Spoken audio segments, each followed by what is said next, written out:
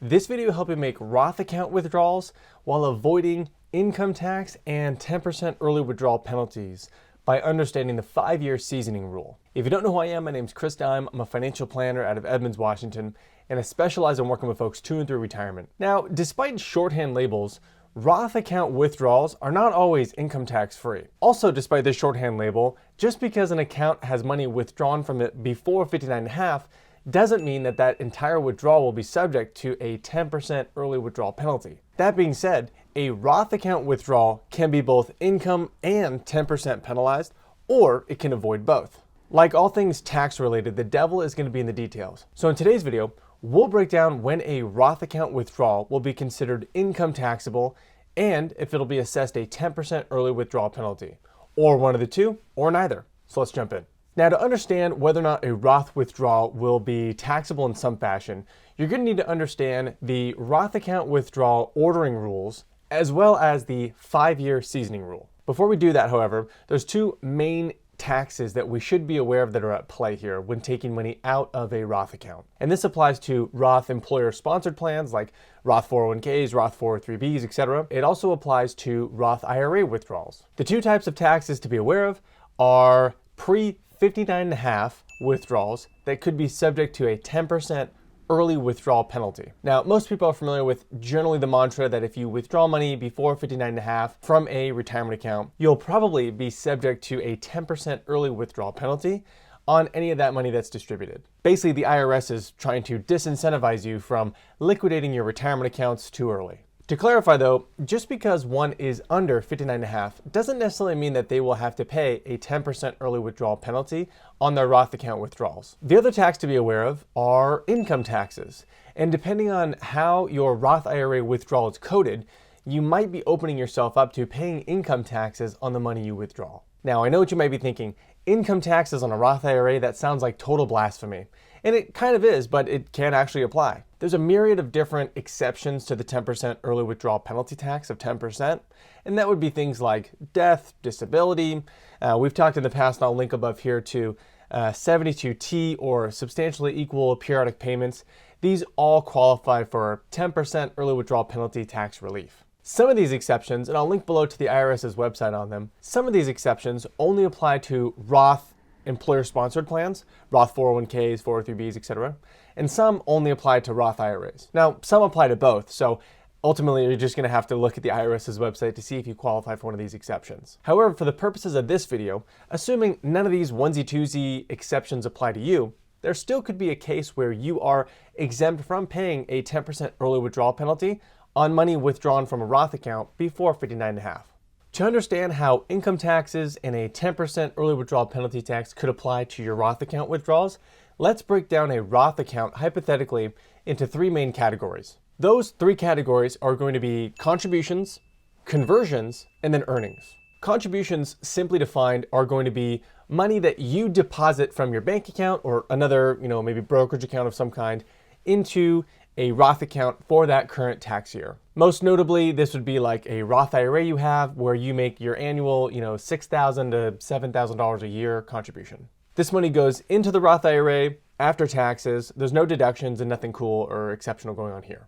The second segment would be conversions. Now, a conversion, simply defined, is when you pull money from an existing retirement plan, only it's held in a traditional fashion.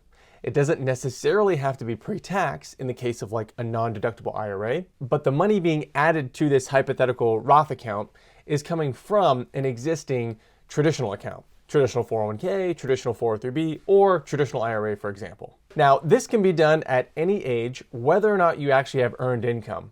So going back to the contributions, you can only make contributions to a Roth IRA when you have at least that amount of earned income to report on your taxes. Said another way, you can't earn $1,000 in earned income for 2024 and make a $6,000 Roth IRA contribution. When it comes to conversions, however, you don't even need to have earned income. You can convert as much or as little as you want to in any tax year. And this is regardless of whether or not your income exceeds those modified adjusted gross income levels that pertain to contribution limits. For a quick refresher on how those play a role in contributions, I'll link ahead to my video on that. Any amount of money that you Roth convert from one account to a Roth, you will end up paying income taxes on the amount of money that's converted.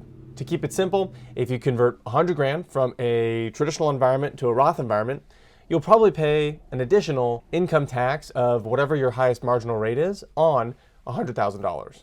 Now, as mentioned previously, if you have non-deductible money inside of a traditional account, then that money won't be assessed income taxes again because you never took an original tax deduction on that money. And you'll know how much basis you have in those accounts via Form 8606 on your tax return. The third segment of a Roth account are the earnings. Simply defined, that's what your account has grown by since you made contributions or conversions. Another easy way to do the math on this is take your total account balance, minus out how much you've ever Roth converted, and minus out how much you've contributed. And those are the earnings. Now, getting into the meat of how taxes function, we first need to understand how the Roth withdrawal ordering rules work. So the IRS is very sticky on how they code the withdrawals from a Roth account. You don't just get to pick and choose which of those three segments you're pulling from. The order of operations are however much money you withdraw. First, the IRS assumes that that comes out from original contributions you've made. Then the IRS assumes you pulled money out of conversions.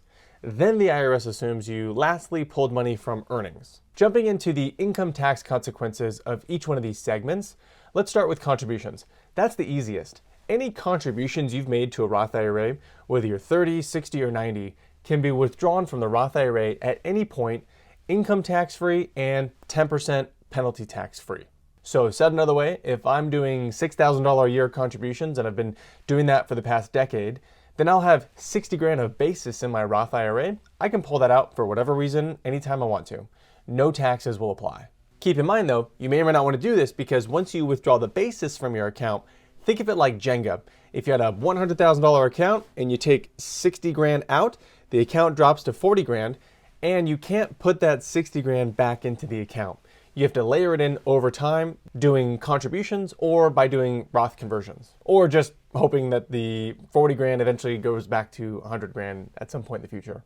But you no longer would have any basis in that account. Next up is understanding how the IRS treats conversions that are withdrawn from a Roth account. If you're under 59.5, you're going to need to know how the 5-year seasoning rule works to make sure you abide by the IRS's guidance.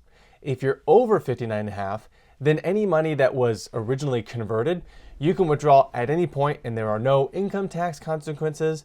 And then of course, no early withdrawal 10% penalty tax because there's no early withdrawal anymore because you're over 59.5. The 5-year seasoning rule for Roth conversions states that a Roth conversion that was done has to wait 5 years before, if you're under the age of 59.5, you can withdraw that Roth converted amount without paying any sort of additional 10% early withdrawal penalty tax. Now, income tax consequences won't apply for Roth converted amounts, even if you don't wait a full 5 years. But if you're under 59.5 and you want to avoid the 10% early withdrawal penalty, you have to wait 5 years for a Roth conversion to essentially season inside of the Roth account. If you don't wait 5 years, even if you wait 4.5 years, you'll still owe a 10% early withdrawal penalty on however much of your Roth withdrawal is considered part of that Roth conversion. Now, as I mentioned before, if you're over the age of 59.5 or that 5-year window has you entering into 59.5dom, aka you age into being 59.5 during that 5-year band, well then you don't have to wait the remainder of that 5-year period. As long as you're past the threshold of 59.5, then you're immediately seasoned into any Roth conversions that you make. For everyone else, you'll need to track, or at least you're going to want to be aware of, how long ago you did a Roth conversion, because every Roth conversion that you do has its own 5-year window that you need to wait for that money to season. Now, it's not necessarily additive, such as if I do a Roth conversion this year and next year, I don't have to wait 10 total years to get access to this money. I just have to wait 5 years for that particular conversion to season. And like I said before, it's an all or nothing rule, meaning if I withdraw my Roth IRA money and a portion of that is considered part of that Roth conversion I did less than 5 years ago, even if I waited 2.5 years, it's not like 50% of that Roth converted amount comes out without 10% penalty taxes. The entire amount of the Roth withdrawal that's considered part of that conversion will be assessed 10% additional taxes. There's no benefit to only making it halfway through that 5-year seasoning period. The last segment's income tax consequences are earnings, and this one is a bit more complicated. Luckily though, it's also the third segment in the order of operations, so the least likely amount to be withdrawn from a Roth IRA distribution is the earnings. It's also, like I said, the most complicated to understand. So let's jump in. So whether you wait 5 years, 10 years, 20 years, or whatever, if you withdraw your Roth IRA and a portion is coded as the earnings, if you're under the age of 59.5, you will owe a 10% early withdrawal penalty tax on the amount of the earnings that you withdraw. Unless, of course, you qualify for one of those aforementioned exceptions. But in this example, we're assuming you don't. Now, to avoid paying income taxes and a 10% early withdrawal penalty tax on earnings withdrawn from a Roth IRA, you'll need to satisfy the IRS's guidance on doing a qualified distribution from your Roth IRA. And that means you have to satisfy two conditions. Number one, you have to be over 59.5, and your account must have existed for 5 years. And you heard me correctly. That's another 5-year rule, seasoning-wise, that applies to a Roth IRA. Not only do you need to be past age 59.5, but you also need to have a Roth account that was established for at least 5 years. Now, for satisfying the 5-year seasoning rule for having a Roth IRA established, it doesn't matter if you opened up a Roth IRA and put $1 into it when you were 20.